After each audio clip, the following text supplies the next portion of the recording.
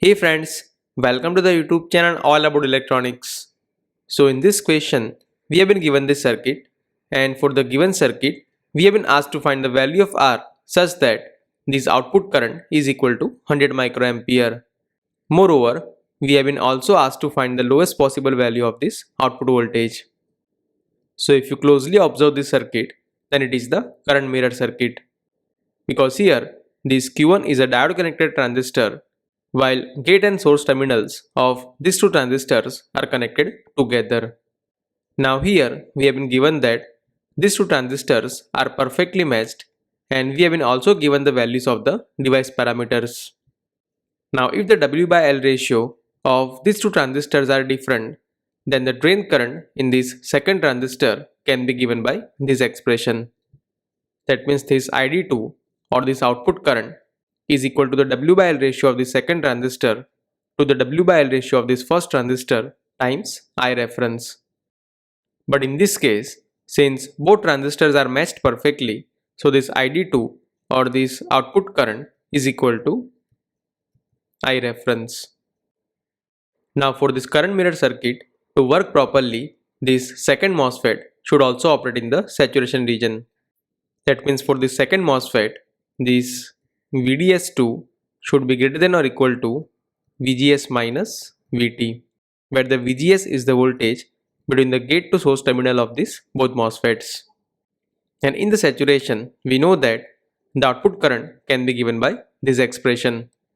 And in this case, this current is the output current.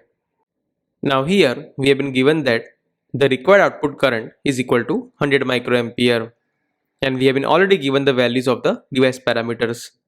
So let us put all these values and let us find the VGS minus VT. That means 100 microampere is equal to half times this mu n times COX, that is 200 microampere per volt square, times W by L, that is 10 micrometer divided by 1 micrometer, times VGS minus VT whole square.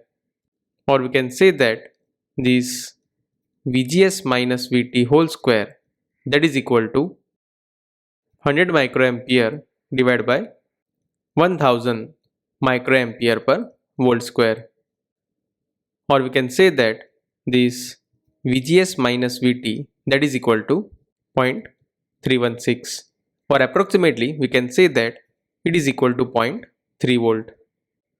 And using this, we can find the minimum value of the output voltage, because for this current mirror circuit to work properly, this VDS2 should be greater than or equal to VGS minus VT, or in this case, this output voltage should be greater than or equal to VGS minus VT.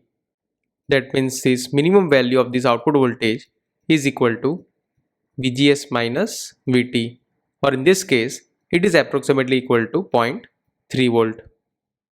So now to get the 100 microampere current, let us find the value of this R. Now here we have already calculated the value of this VGS minus VT. So from this we can say that this VGS is equal to this 0.3 volt plus VT, that is roughly equal to 1 volt. That means the voltage between the gate and the source terminal is equal to 1 volt. Now for this transistor Q1, if you see, the drain and the gate terminals are connected together. That means the same voltage VGS will also appear between the drain and the source terminal. Or in other words, we can say that the voltage at this node is also equal to 1 volt. So now we can easily find the value of the R, because this reference current or this output current can be given as 3 volt minus 1 volt divided by R.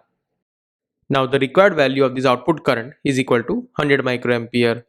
So from this we can say that the required value of R is equal to 2 volt divided by 100 microampere, that is equal to 20 kilo ohm. That means to get the output current of 100 microampere, the required value of R should be around 20 kilo ohm.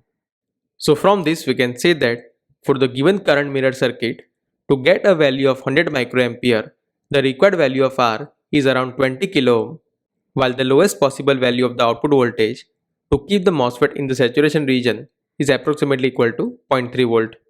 That means for the given question, this C is the correct answer.